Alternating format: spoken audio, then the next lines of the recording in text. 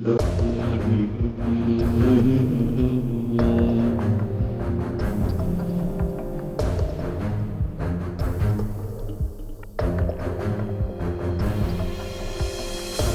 teman-teman, kali ini kita akan coba bedah surah Al-Baqarah. Surah ini bukan cuma surah terpanjang di Al-Quran ya, tapi juga salah satu yang paling fundamental. Bahkan banyak yang menganggapnya sebagai ringkasan dari keseluruhan isi Al-Quran itu sendiri. Nah, jadi pertanyaannya, apa sih sebetulnya isi dari 286 ayat ini? Apa yang bikin surah ini begitu penting, begitu fundamental? Oke, yuk kita langsung bedah lebih dalam. Intinya sih surah Al-Baqarah itu ibarat panduan lengkap. Surah ini tuh ngebahas semuanya, mulai dari hal-hal paling dasar soal keyakinan sampai ke aturan-aturan praktis buat kehidupan kita sehari-hari dalam masyarakat dan juga keluarga. Jadi ini bukan sekedar teks agama ya, tapi lebih kayak peta panduan untuk menjalani hidup sebagai manusia. Oke, semuanya itu berawal dari sini, dari fondasinya dulu. Jadi sebelum kita ngomongin soal hukum atau aturan sosial, surah ini benar-benar membangun pilar keimanan kita dulu, pemahaman kita tentang siapa itu Tuhan. Nah, coba diperhatiin ayat-ayat pembukanya. Ini menarik banget.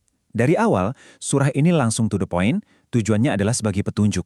Tapi, petunjuk ini bukan buat semua orang tanpa terkecuali loh, tapi khusus untuk mereka yang punya takwa, buat mereka yang sadar akan keberadaan Tuhan. Terus, takwa itu apa sih sebenarnya?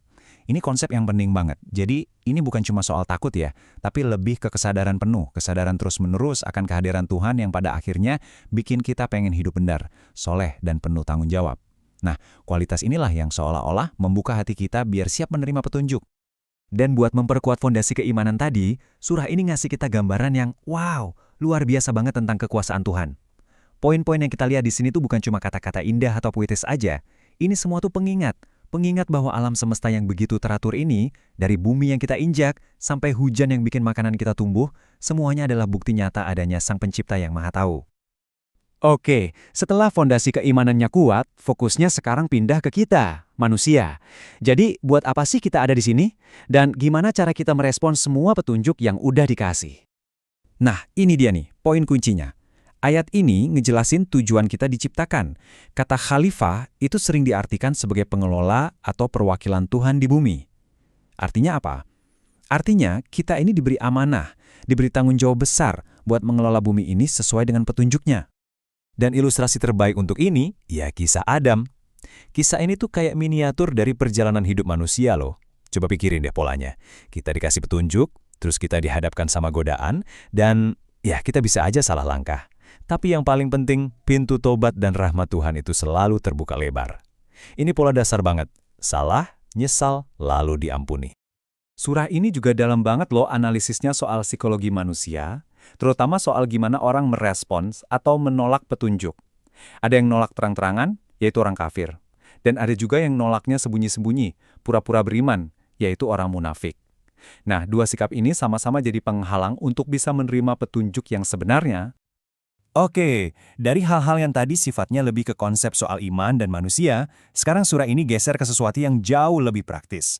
Gimana caranya? Semua prinsip tadi bisa kita terapkan biar jadi sebuah masyarakat yang berfungsi, adil, dan baik. Coba deh lihat, betapa detailnya petunjuk di surah ini. Bahkan, ayat terpanjang dalam Al-Quran itu isinya semua soal etika keuangan. Kenapa coba?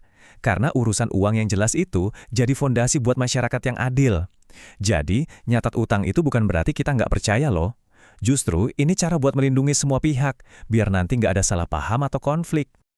Nggak cuma itu, surah ini bahkan ngasih detail lebih jauh lagi, yaitu soal pentingnya saksi dalam transaksi.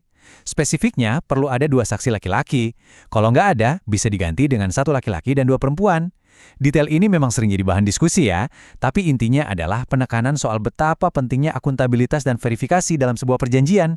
Ini semua biar kesepakatan itu dasarnya jelas, bukan cuma modal percaya doang. Pilar penting lainnya adalah soal kepedulian sosial. Jadi waktu ada yang tanya soal sedekah, jawabannya tuh jelas dan terstruktur banget. Ada urutannya, ada prioritasnya.